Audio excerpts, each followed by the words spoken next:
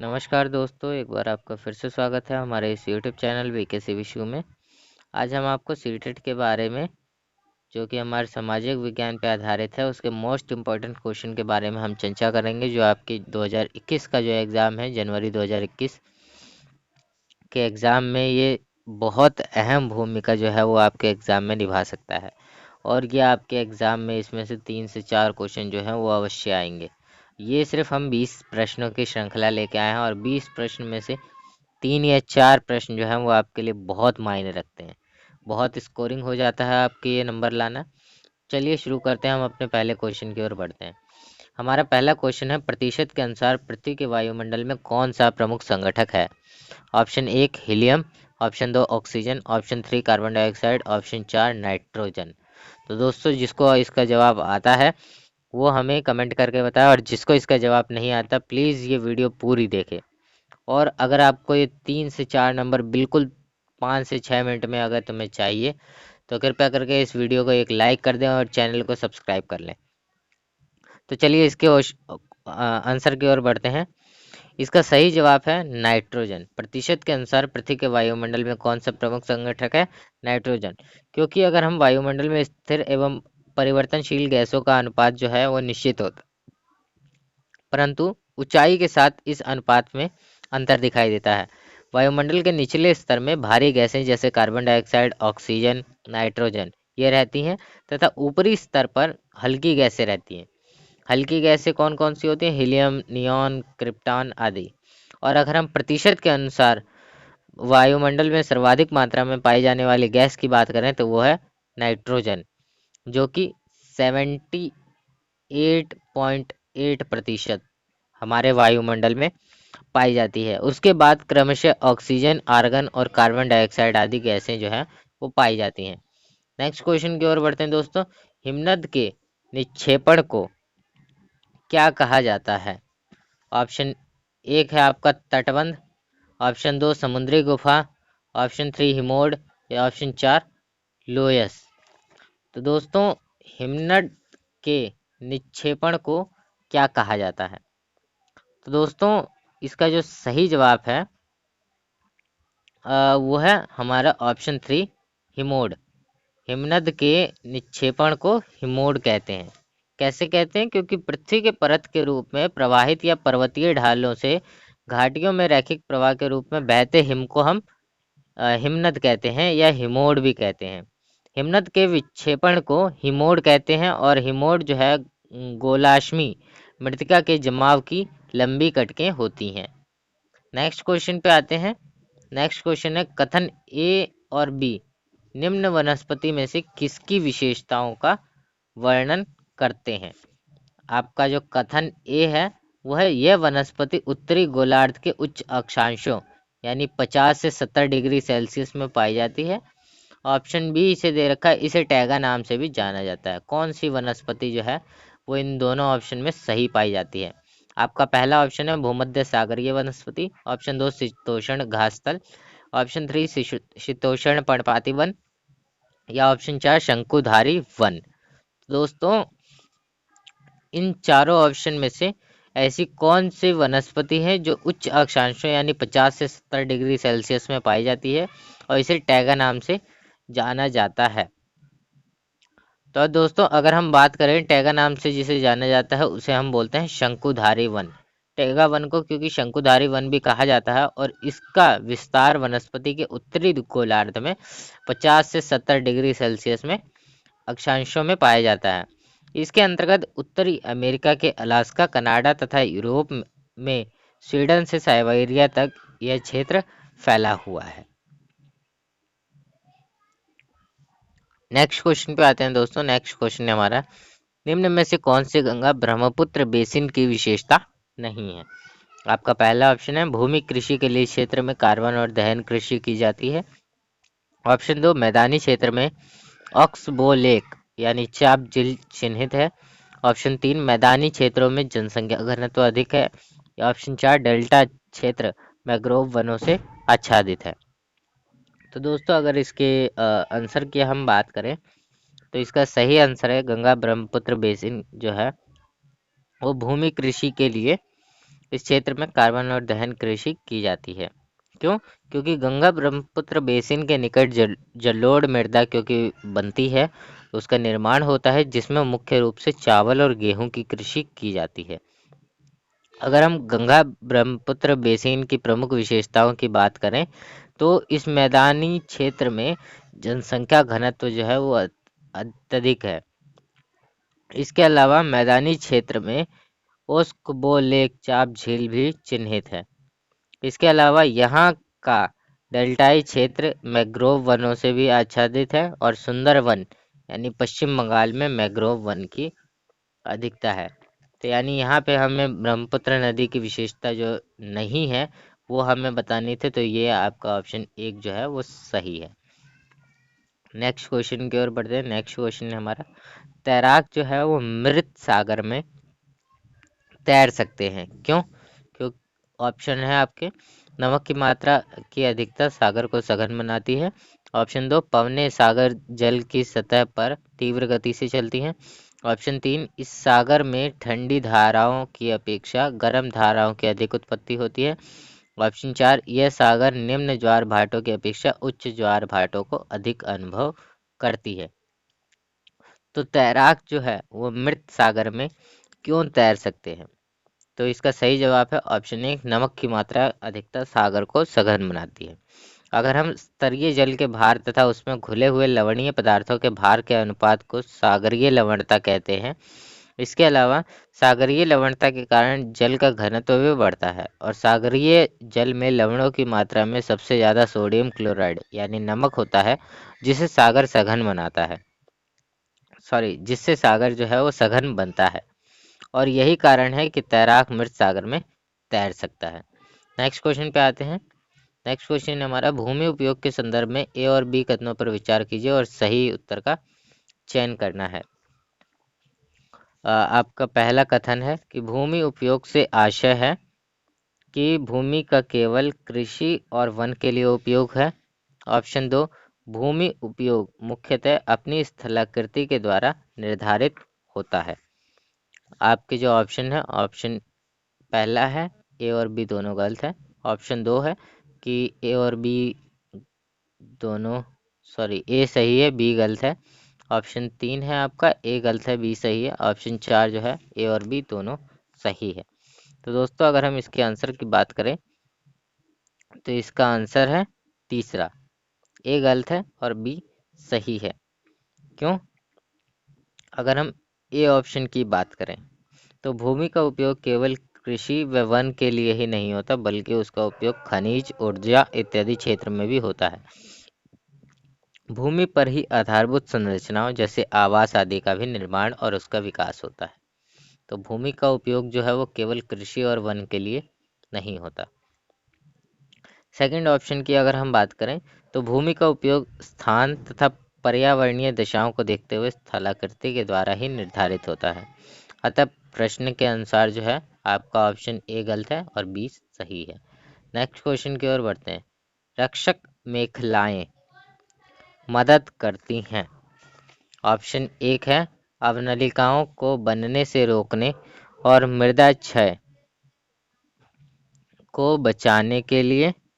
Option 2 है पवन की गति की रोकथाम कर मृदा आवरण के संरक्षण में। ऑप्शन 3 मृदा में नमी बनाए रखने के लिए। और ऑप्शन 4 मृदा के ऊपर से जल के प्रवाह को मंद करने में। तो दोस्तों रक्षक मेखलाएं जो होती हैं किस चीज़ में मदद करती हैं? तो दोस्तों इसका सही जवाब है ऑप्शन 2, पवन की गति की रोकथाम कर मृदा आवरण के संरक्षण में। क्योंकि खेतों में पेड़ों और कतारों में लगाकर पवन की गति को कम कर मृदा अपरदन को रोका जा सकता है। अगर हम अपने खेतों में पेड़ पौधों को लगाएंगे तो अगर हवा चलती है तो मृदा जो है वो नहीं उड़ती है। अगर वहाँ पे पेड़ पौधे नहीं लगे होंगे हमारे खेतों में तो मृदा जो है वो अपनी गति से चलेगा और ऊपर की जो मिट्टी है उसको उड़ाकर ले जाएगा साथ में। ऐसे पेड़ों की कतार को हम रक्षक मेखला यानी शेल्टर बेल्ट कहते हैं। पेड़ों की कतारों से रक्षक मेखला बनाकर पश्चिमी भारत के मरुस्थलीय भूमि के स्थायीकरण अर्थात मृदा अपरदन को रोकने में महत्वपूर्ण योगदान रहा है। रक्षक मेखलाएं पवन की गति की रोकथाम कर मृदा आवरण को संरक्षण में मदद करती हैं। नेक्स्ट क्वेश्चन पे आते हैं। नेक्स्ट क्वेश्चन है, विज्ञापन की विषय वस्तु पर चर्चा करते समय सामाजिक विज्ञान के अध्यापिका द्वारा निम्न में से कौन से उप विषय वस्तुओं पर आलोचनात्मक चर्चा कर सकते हैं? आपका कथन ए है व्यक्तिगत भावनाओं के प्रति अपील, ऑप्शन बी है समता के मुद्दे। तो दोस्तों आप इसमें से किस पे चर्चा करना चाहेंगे? तो दोस्तों इसका जो सही जवाब है आपके ऑप्शन है ए और बी दोनों। ऑप्शन 2 केवल ए, ऑप्शन 3 केवल बी, या ऑप्शन 4 ए और बी में से कोई नहीं। तो दोस्तों अगर आप सामाजिक विज्ञान के टीचर हैं और आप किसी ऐसे विषय को पढ़ा रहे हैं जो कि विज्ञापन से जुड़ा हुआ है, तो आप आलोचनात्मक चर्चा जो है वो किन विषय वस्तुओं पर कर सकते हैं? तो आपका सही जवाब है ऑप्शन ए और बी दोनों। क्यों?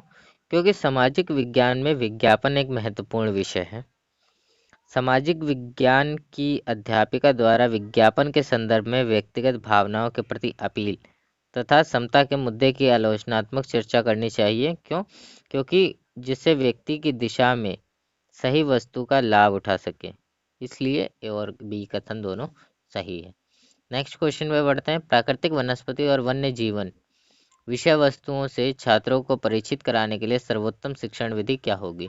ऑप्शन ए पाठ्य पुस्तक का पठन एवं चर्चा, ऑप्शन बी विषय वस्तु पर डॉक्यूमेंट्री फिल्म दिखाना, ऑप्शन 3 वन्य जीवन अभ्यारण्य का भ्रमण, या ऑप्शन 4 व्याख्यान के लिए विशेषज्ञों को आमंत्रित करना। तो दोस्तों अगर हम इसके सही जवाब की बात करें तो इसका सही जवाब है ऑप्शन 2। क्योंकि प्राकृतिक वनस्पति और वन्य जीवन विषय वस्तु से छात्रों को परिचित कराने के लिए सर्वोत्तम शैक्षणिक विधि विषय वस्तु पर डॉक्यूमेंट्री फिल्म दिखाना होगा। किसी समाचार या सत्य घटना पर आधारित फिल्म को वृत्तचित्र अथवा डॉक्यूमेंट्री फिल्म कहते हैं। इसमें कलात्मक अभिनय और मनोरंजन के स्थान पर वृत्तचित्र के विषय और उद्देश्य पर अधिक ध्यान दिया जाता है। अतः हमारे जीवन में प्राकृतिक वनस्पति और वन्य जीवन का कितना अधिक महत्व है, इसे समझने के लिए मनोरंजन की जगह विषय व उद्देश्य पर अधिक आधारित डॉक्यूमेंट्री फिल्म दिखाना ज़्यादा उचित रहेगा। तो नेक्स्ट क्वेश्चन पे बढ़ते हैं। सामाजिक विज्ञान की पाठ्य पुस्तकों में कार्टून की क्या भूमिका रहती है? आपका पहला ऑप्शन है मूलभूत मामलों को उठाकर विद्यार्थियों को इनसे जोड़ना, ऑप्शन 2 कोई भूमिका नहीं, कार्टून अपरिपक्व है, ऑप्शन 3 भरपाई करने के रूप में उपयुक्त, इसमें पाठ्यपुस्तक आकर्षित दिखती हैं, ऑप्शन 4 कक्षा को आनंददायक बनाते हैं क्योंकि विषय नीरस होता है। तो आपका सही जवाब जो है वो ऑप्शन 1 है, क्योंकि सामाजिक विज्ञान की पाठ्यपुस्तकों में कार्टून के द्वारा मूलभूत मामलों को उठाकर विद्यार्थियों को इससे जोड़ा जाता है। कार्टून को सार्थक रूप से छापना आसान है तथा यह सरल बोधगम्य है। इसके माध्यम से बच्चों में जिज्ञासा भी बढ़ती है। नेक्स्ट क्वेश्चन पे आते हैं। नेक्स्ट क्वेश्चन है रंग भेद की प्रथा पर दिए गए कथन जो है ए और बी पर विचार करना है। ऑप्शन ए दे रखा है कथन ए, यह प्रथा जातियों के बीच भेदभाव करती है परंतु सभी को मत देने की अनुमति प्रदान करती है। ऑप्शन 2 यह प्रथा जातियों को एक दूसरे से मिलने से रोकती है परंतु सभी को समान रूप से सार्वजनिक सुविधाएं प्रदान करती है। आपके ऑप्शन जो है ए और बी दोनों गलत हैं। ऑप्शन 2 ए सही है, ऑप्शन 3 बी सही है, या ऑप्शन 4 ए और बी दोनों सही है। तो दोस्तों हाँ, तो इसका जो सही जवाब है रंग भेद की नीति क्या करती है, तो इसका जो सही जवाब है ए और बी दोनों गलत है। रंग भेद क्योंकि प्रथा जो है वो प्राचीन काल से ही नहीं चली आ रही। यह प्रथा जातियों में भेदभाव करती है परंतु आज सभी लोगों को मत देने की अनुमति प्राप्त है। दक्षिण अफ्रीका में रंग भेद की नीति को लेकर नेल्सन मंडेला ने एक आंदोलन चलाया था जिसके परिणाम स्वरूप वर्ष 1994 में यह नीति समाप्त कर दी गई थी। तो नेक्स्ट क्वेश्चन पे बढ़ते हैं। निम्न में से कौन ग्राम सभा पंचायत में चुनकर आते हैं और कार्य संभालते हैं? Option A sarpanch, option B ward के सदस्य, ऑप्शन 3 सचिव, या ऑप्शन 4 ग्राम सभा के सदस्य। आपके ऑप्शन जो है वो है बी सी डी, या ए और बी, ए और सी, या ए बी सी। तो आपके ऑप्शन जो हैं वो कौन से हैं ग्राम सभा में चुनकर आते हैं? तो दोस्तों, अगर हम बात करें कि सभा पंचायत में कौन से लोग चुनकर आते हैं, तो इसका जो सही जवाब होगा वो है हमारा ऑप्शन 2, ए और बी। क्योंकि अगर हम इसके सही जवाब की अगर हम बात करें कैसे होगा, क्योंकि पंचायती राज के संदर्भ में 73वां संविधान संशोधन अधिनियम 1992 का सर्वाधिक महत्व है। इस संविधान संशोधन के अनुसार संविधान के भाग 9 का उपबंध किया गया, जिसका नाम पंचायत रखा गया था। साथ ही इसके लिए संविधान में 11वीं अनुसूची को जोड़ा गया, और इस संविधान संशोधन अधिनियम के अनुसार सरपंच, वार्ड के सदस्य, मुखिया आदि का चुनाव प्रत्येक ग्राम पंचायत के लिए होता है। सरपंच और वार्ड के सदस्य ग्राम पंचायत से चुनकर आते हैं और कार्य संभालते हैं। तो यहाँ पे ए और बी दोनों हैं। नेक्स्ट क्वेश्चन पे आते हैं। नेक्स्ट क्वेश्चन है हमारा, निम्नलिखित कार्यों में से पटवारी या लेखपाल का उत्तरदायित्व कौन सा है? ऑप्शन ए भूमि मापन और आलेखों को सुरक्षित रखना। ऑप्शन 2 सामूहिक संपत्ति का निर्माण और रखरखाव। ऑप्शन 3 भूमि विकास के लिए रोजगार योजनाओं को लागू करना। या ऑप्शन 4 शिकायतों की जांच पड़ताल के लिए भूमि विवादों को रोकना। तो दोस्तों, अगर हम इसके सही जवाब की बात करें तो इसका सही जवाब है ऑप्शन 1, पटवारी राजस्व विभाग का कर्मचारी होता है। इसका प्रमुख कार्य भूमि मापन और आलेखों को सुरक्षित रखना है। पटवारी प्रणाली की शुरुआत सर्वप्रथम शेरशाह ने की थी तथा बाद में अकबर ने भी इसे जारी रखा था। नेक्स्ट क्वेश्चन पे आते हैं। नेक्स्ट क्वेश्चन है, निम्न कथनों में से कौन सा कथन स्थानीय शहरी प्रशासन के कार्य के संदर्भ में सही है? ऑप्शन ए वार्ड परिषदों का सरपंच मुखिया होता है। ऑप्शन 2 नगर निगम का आयुक्त वर्ष का बजट बनाता है और निर्णय लेता है। ऑप्शन 3 वार्ड के पार्षदों द्वारा आयुक्त चुना जाता है और सभी उसे रिपोर्ट करते हैं। ऑप्शन 4 शासन के मामलों के हल के लिए वार्ड पार्षदों की समितियां बनती हैं। तो कौन सा कथन जो है वो शहरी प्रशासन के कार्य के संदर्भ में सही है? तो इसका सही जवाब है ऑप्शन 4, शासन के मामलों में हल के लिए वार्ड परिषदों की समितियां बनती हैं। संविधान के जो हमारा 74वां संविधान संशोधन अधिनियम द्वारा संविधान में भाग 9A को जोड़ा गया, जिसका नाम था नगर पालिका, जो स्थानीय शहरी शासन को चलाती है। प्रत्येक नगर पालिका में वार्डों में विभाजित किया गया है और इनका चुनाव प्रत्यक्ष मतदान प्रणाली द्वारा होता है। शासन को चलाने के लिए वार्ड पार्षदों की समितियां बनाई जाती हैं। स्थानीय शहरी प्रशासन को चलाने के लिए संविधान में 12वीं अनुसूची जोड़ी गई, जिसमें 18 विषयों का वर्णन किया गया है। तो दोस्तों, नेक्स्ट क्वेश्चन की ओर बढ़ते हैं। नेक्स्ट क्वेश्चन हमारा, दादन व्यवस्था यानी पुटिंग आउट सिस्टम के अंतर्गत बुनकर और सौदागर के बीच निम्न में से कौन सा व्यापार का कौन सा रूप है? आपके ऑप्शन 1 है, बुनकर जो है उस सूत खुले बाजार से खरीदते हैं और कपड़ा कम कीमत पर सौदागर को बेचते हैं। ऑप्शन 2 सौदागर से न्यूनतम बोली पर खरीदा जाता है और कपड़ा ऊंची बोली पर बेचा जाता है। ऑप्शन 3 सौदागर द्वारा सूत बुनकर को बेचा जाता है और बुनकर अपनी खपत के लिए कपड़ा बनाते हैं। ऑप्शन 4 सौदागर द्वारा सूत की आपूर्ति बुनकर के लिए की जाती है और तैयार कपड़ा बुनकर से कम कीमत पर वापस खरीदा जाता है। तो दोस्तों, यहाँ पे दादन व्यवस्था के अंतर्गत बुनकर और सौदागर के बीच निम्न में से कौन सा व्यापार का एक रूप है?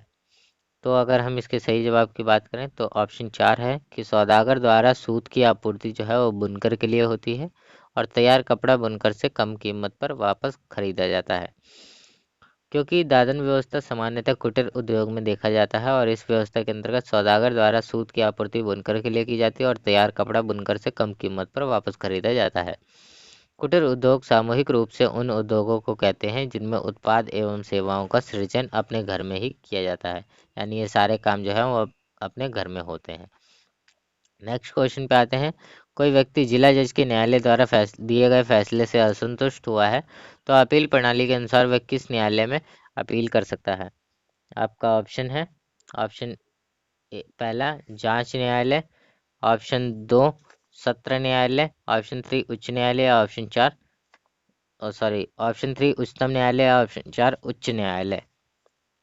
तो दोस्तों इसका सही जवाब जो है वो है ऑप्शन 4 उच्च न्यायालय। उच्च न्यायालय कैसे है? क्योंकि यहाँ पर जब भी कोई व्यक्ति जो है वो जिला जज के न्यायालय द्वारा अगर फैसले से असंतुष्ट है, तो क्योंकि भारत में एकीकृत न्याय के सिद्धांत को अपनाया गया है, अतः किसी व्यक्ति को यदि यह लगता है कि उसे जिला न्यायालय से न्याय नहीं मिला है तो वह उच्च न्यायालय में अपील कर सकता है। और यदि उच्च न्यायालय के निर्णय से वह व्यक्ति असंतुष्ट है तो वो यहाँ से उच्चतम न्यायालय यानी सर्वोच्च न्यायालय में वो याचिका दायर कर सकता है। नेक्स्ट क्वेश्चन है, एक सामाजिक विज्ञान अध्यापक अध्यापिका निम्न में से कौन सा लक्ष्य होना चाहिए? ऑप्शन 1 परीक्षा उत्तीर्ण करना, ऑप्शन 2 कंठस्थ कराना, सापेक्ष महत्व का निर्माण करना या पाठ्यचर्या को पूरा करना। तो क्योंकि एक सामाजिक विज्ञान अध्यापक या अध्यापिका है और उसको अपना जो है लक्ष्य जो है वो एक निर्धारित करना है, तो उसका लक्ष्य क्या होना चाहिए? उसका लक्ष्य होना चाहिए सापेक्ष महत्व का निर्माण करना। क्योंकि सामाजिक विज्ञान के अध्यापन में मूल आधारित उत्तरदायित्व के साथ साथ आधारित उत्तरदायित्व का भी निर्वहन करना होता है। ठीक है। इसके अलावा एक सामाजिक विज्ञान के अध्यापक अध्यापिका का जो लक्ष्य है वो सापेक्ष महत्व का निर्माण करना है और सामाजिक विज्ञान का वर्णन नीति विज्ञान के रूप में भी किया जाता है। नेक्स्ट क्वेश्चन पे आते हैं, वन्य जीव संरक्षण के लिए विद्यार्थी को संवेदनशील बनाने के लिए सर्वोत्तम अभ्यास कौन सा है? तो दोस्तों अगर हम आप वन्य जीवन में जा रहे हैं वन्य जीव संरक्षण के लिए और विद्यार्थियों को संवेदनशील बनाना है, तो उसके लिए आपके पास सर्वोत्तम अभ्यास कौन सा? आपका पहला ऑप्शन है पशु आधारित उत्पादों को न खरीदने की प्रतिज्ञा लेना, ऑप्शन 2 संदर्भित नीतियों और कानूनों के बारे में पठन करना, ऑप्शन 3 वन्य जीव संरक्षण पर नाटक तैयार करना, ऑप्शन 4 विद्यालय में वन्य जीवन सप्ताह को मनाना। तो दोस्तों क्योंकि ये तीनों जो हैं वन्य जीवन से जुड़े हुए हैं, उनके बारे में सिर्फ बाहरी प्रतिक्रिया करने को बोला है, लेकिन ये जो है ये प्रैक्टिकल सोच है, पशु आधारित उत्पादों को न खरीदने की प्रतिज्ञा लेना। क्योंकि वन्य जीव संरक्षण के संदर्भ में विद्यार्थियों को संवेदनशील बनाने के लिए पशु आधारित उत्पादों को न खरीदने हेतु प्रोत्साहन करना एक सर्वोत्तम अभ्यास है। पशुओं का शिकार विभिन्न उत्पादों को बनाने व विक्रय करने के उद्देश्य से किया जाता है, अतः इस दिशा में पशु आधारित उत्पाद को नहीं खरीदने से इनके शिकार करने या मारने की घटनाओं में कमी आ सकती है। नेक्स्ट क्वेश्चन है, खुली किताब का मूल्यांकन का उद्देश्य क्या होता है? ऑप्शन 1 विद्यार्थी उत्तर ठीक पाठ्य पुस्तकों के अनुसार कर सकते हैं, ऑप्शन 2 विद्यार्थी पर सभी तथ्यों और विवरणों को कंठस्थ करने का बार अनुभव नहीं होगा, ऑप्शन 3 अध्यापकों को नए प्रश्न बनाने का दबाव नहीं होगा, ऑप्शन 4 विद्यार्थी को अतिरिक्त पुस्तकों को पढ़ने की आवश्यकता नहीं होगी। तो खुली किताब का जो मूल्यांकन होता है वो है विद्यार्थी पर सभी तथ्यों और विवरणों को कंठस्थ करने का जो दबाव है वो नहीं होगा, अनुभव नहीं होगा। क्योंकि इसका भार अनुभव नहीं होगा क्योंकि इस मूल्यांकन के तहत विद्यार्थियों को रटकर विषयों की जानकारी हासिल करना नहीं होता, बल्कि संबंधित विषय को तथ्यपरक और विश्लेषण के साथ तार्किक कौशल से जानकारी प्राप्त करनी होगी और इसी आधार पर विद्यार्थियों का मूल्यांकन किया जाता है। नेक्स्ट, तो दोस्तों आज की क्लास हमारी यहीं ख़त्म होती है। अगर आपको ये वीडियो पसंद आए तो कृपया इस वीडियो को लाइक, सब्सक्राइब और शेयर ज़रूर कर दें। धन्यवाद।